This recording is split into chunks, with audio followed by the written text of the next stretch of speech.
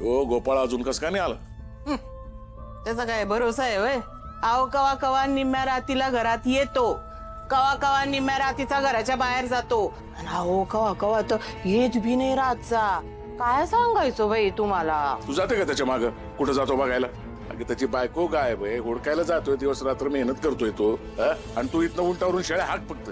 नाही तर काय, तिला नुसतं निमित्तच लागतं माझ्या लेकाला काही ना काही बोलायला. गोपाळ, कुठं होतास लेकरा तू? लाली सापडली का? हुडकला आप्पा सगळीकडं, पण काय पत्ता नाही सापडला त्यांचा. गोपाळ, अरे बरं झालं बाई येळेवर आलास. जा, हात पाय धुवून घे आणि जेवून घे. नको गाय जेवायला, अरे जेवणच गोड लागा ना मला. गोपाळ, बघ मला, मी तुझी अवस्था समजू शकते रे, पण असं पोटाला मारून काय होणार आहे रे? चल, 2 घास खाऊन घे. स्वतःकडे बघ की जरा, काय अवस्था करून घेतलीस रे तुझी? नको गाय, कशातच लक्ष लागा नाही अगं. खा वाटत नाही, काय नाही, मनात नको नको ते विचार यायला लागलेत. आप्पा, लालीजींचं काय बरं वाईट तर नसेल ना झालं? तिला काय होतंय तेव्हा? चांगली मजेत असणार आहे ती. तिला आहे ना फक्त बाहेर फिरायला लागत होतं आणि पैसे लागत होते. शॉपिंग शॉपिंग शॉपिंग कोण करेल नवऱ्याकडनं सारखं? पैसे पाहिजे असतील, गेले असेल कोणाच्या तरी माग. हाय काय रंजे, काय बोलते तुझं तुला ते कळतंय का? वाईट पॉइंट पण ठेव. हा मग काय चुकीचं बोलते का मी?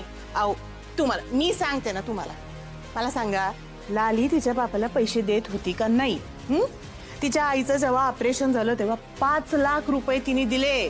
फोनवरती बोलत होती तेव्हा मी ऐकलेलं होतं.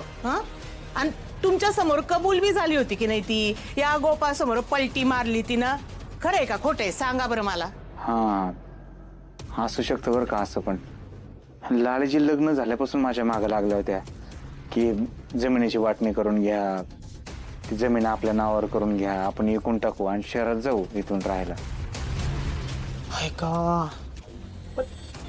लाली असं काहीतरी करेल असं वाटलं नव्हतं मला. मला बी नव्हतं वाटलं आई, पण असं वाटत नाही ना समोरचा माणूस असं काहीतरी वागू शकतो.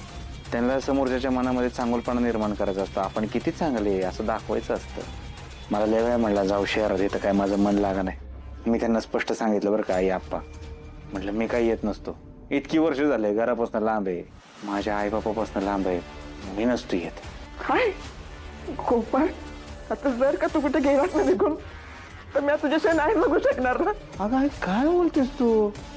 मी नाही कुठं सोडून जाणार.